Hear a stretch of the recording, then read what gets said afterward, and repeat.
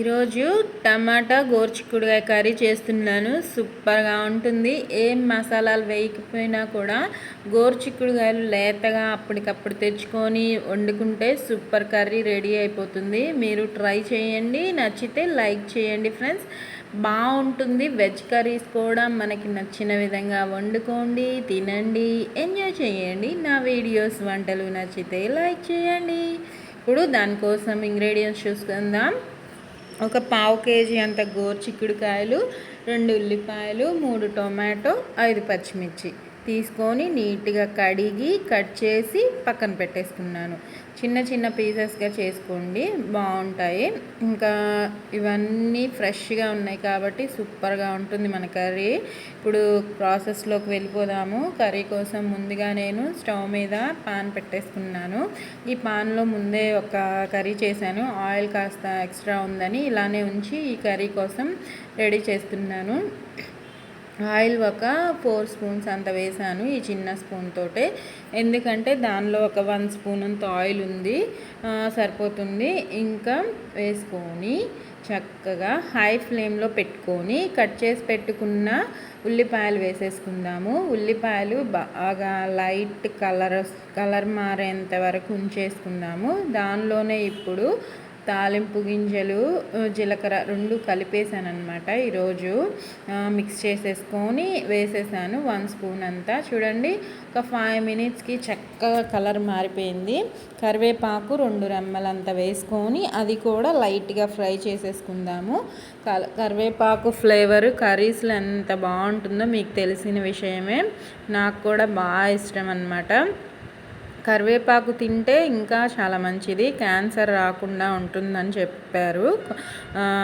ఇంకా అలా సెర్చ్ చేస్తూ ఉంటే కంటికి, జుట్టుకి భలే హెల్ప్ అవుతుందండి. కరివేపాకు కారం పొడి కూడా తింటూ ఉండండి.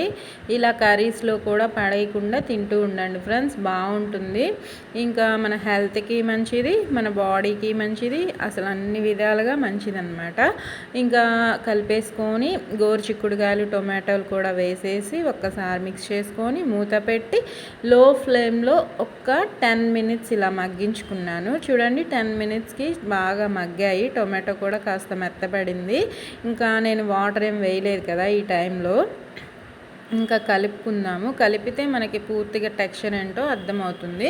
కలిపేసుకొని దానిలో ఇప్పుడు వేయాల్సిన ఇంగ్రీడియంట్స్ వేద్దాము. ఇందాక అసలు ఏం వేయలేదు కదా. ఇప్పుడు దాంట్లో కారం ఒక 1 స్పూన్ వేస్తున్నాను. కారం ఒక 1 స్పూను. పావు కేజీ కర్రీనే కాబట్టి ఎక్కువగా ఏం పట్టదు, మీ స్పైస్ని బట్టి వేసుకోండి.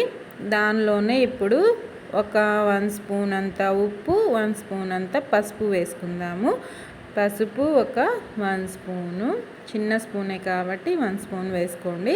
పసుపుతో పాటు ఉప్పు కూడా ఒక 1 స్పూను. మీరు ఎక్కువగా వేసుకోవద్దు, మళ్ళీ కర్రీ కసం అయిపోతుంది. చూసుకొని వేసుకోండి మీ టేస్ట్కి సరిపడా. వాటర్ కూడా వేస్తున్నాను, ఒక 2 టీ గ్లాసెస్ వాటర్ అనమాట.